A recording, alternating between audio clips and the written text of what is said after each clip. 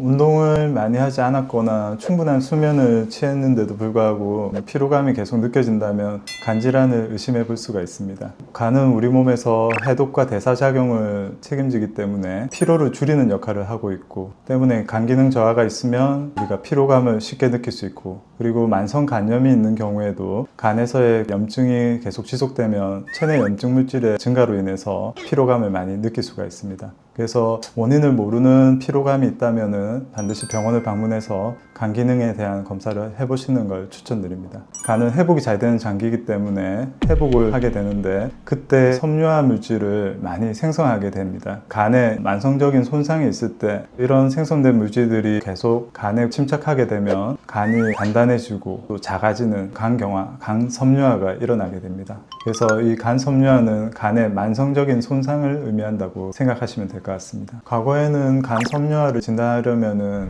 조직 검사가 필요했습니다. 근데 최근에는 파이브로스캔이라는 간의 탄송도를 측정하는 검사 장비가 발명되면서 초기 간경화부터 말기 간경화까지 손쉽게 측정할 수 있습니다. 파이브로스캔은 한 5분가량 또 비침습적으로 빠르고 간편하게 할 수 있어서 아주 손쉽게 또 부담 없이 검사하실 수가 있습니다. 간경화 초기에는 비형 간염이라든지 술이라든지 대사성 질환을 잘 조절하면 간경화가 호전되는 경향을 보입니다. 하지만 이런 초기를 넘겨서 어느 정도 진행한 상태의 간경화가 진단된다면 되돌리기는 어렵습니다.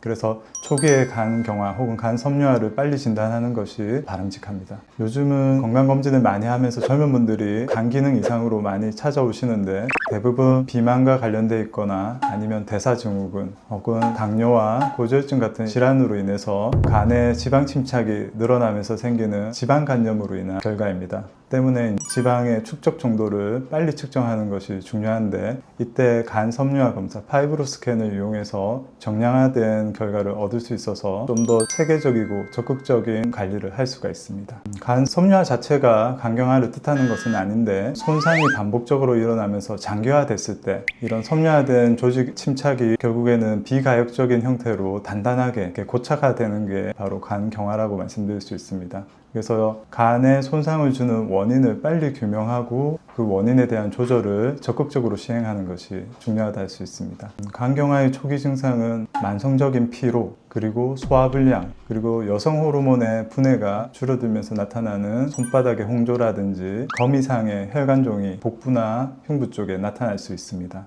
간경화의 초기 증상은 만성적인 피로, 그리고 소화불량, 그리고 여성 호르몬의 분해가 줄어들면서 나타나는 손바닥의 홍조라든지 거미상의 혈관종이 복부나 흉부 쪽에 나타날 수 있습니다. 간세포암 환자의 약 90%에서 간경화가 관찰되고 있고, 간경화 환자의 2에서 8%, 즉 100명이 간경화 환자가 진단이 되었다 하면은 그 중에 2명에서 8명 정도가 1년 안에 간암을 진단받고 있습니다. 때문에 간경화는 간암으로 연결되는 연결고리라고 생각하시면 되고, 간경화가 있는 분, 또 기저질환에 간질환이 있는 분들은 반드시 면밀하게 6개월마다 초음파와 간암 표지인자 검사가 필요합니다. 술은 알코올이 대사되는 과정에서 아세트알데하이드라는 성분이 간에 직접적인 독성으로 작용합니다. 때문에 술은 마시는 양과 빈도에 비례해서 손상을 주게 돼 있고, 과식은 대사성 질환, 당뇨라든지 또 비만, 이런 질환과 동시에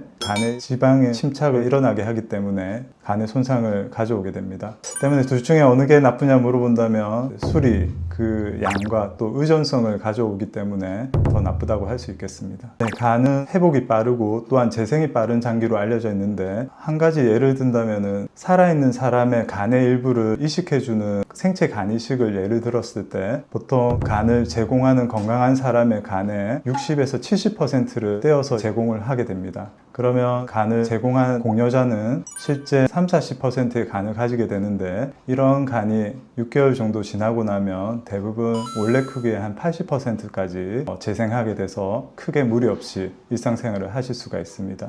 이런 것처럼 이제 간은 재생도 잘 되고 회복도 잘 되는 장기지만, 거꾸로 얘기하면 간 기능에 이상이 나타났다고 한다 하면 그 수치가 아주 미미하다 하더라도 간의 3분의 2 정도의 기능을 소실했다라고 생각하시면 됩니다.